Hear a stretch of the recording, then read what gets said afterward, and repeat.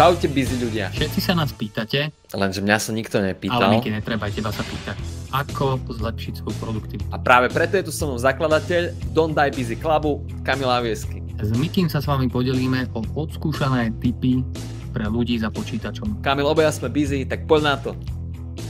Pomodoro technika ti pomôže udržať sa v koncentrácii na konkrétnu úlohu a zároveň ti zabezpečí pravidelný oddych, čo ti pomôže pracovať dlhšie na úlohe. Pracuj intenzívne 25 minút, potom si daj 5 minút prestávku. Tento cyklus opakuj a uvidíš, ako zvýšiš svoju produktivitu. Zároveň je to dobrá technika, keď sa ti nechce dokopať do náročnej úlohy. Sám na sebe vidím, že ak si poviem, že veď len 25 minút idem robiť na niečom, tak mi to ide ľahšie. Nepotrebuješ na to žiadne špeciálne apky ani nič. Nastav si na telefóne časovač na 25 minút a začni. Alfou a omegou mojej produktivity je time management.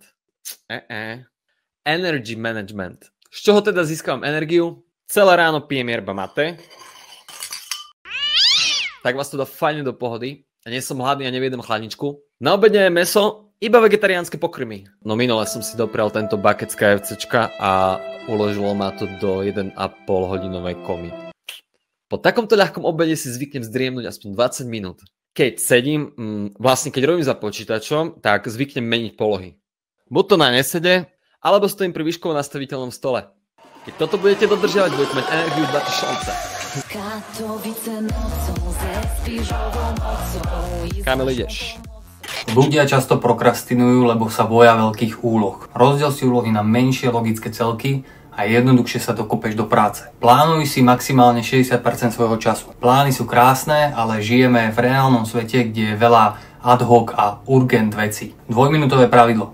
Ak je úloha, ktorá sa dá vyriešiť do 2 minút, spravuj ju hneď. Smart ciele asi poznáš, zapisuj si úlohy podľa tejto metódy, budeš jasnejšie vedieť, že čo chceš spraviť a ľahšie sa ti budú vykonávať úlohy. Kávičky sú peklo.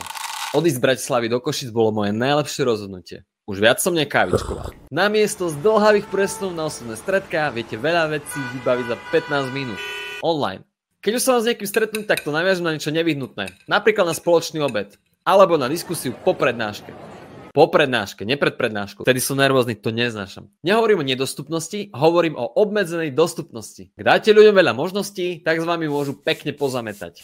Zamysleli ste sa niekedy nad tým, či nemáte príliš veľa kyslíka? Ja som ho veľa nemal, no teraz sa mi dýcha veľa ľahšie.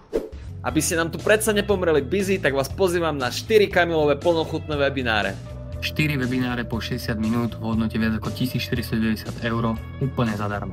Super, tak sa stačí len registrovať. Teraz, priatelia. Tak, a to je náš 5. tip, aby ste neustále pracovali na svojej produktivite. A boli pod menším stresom z úloh. Nepomrete nám tu predsa na zaneprázdnenosti.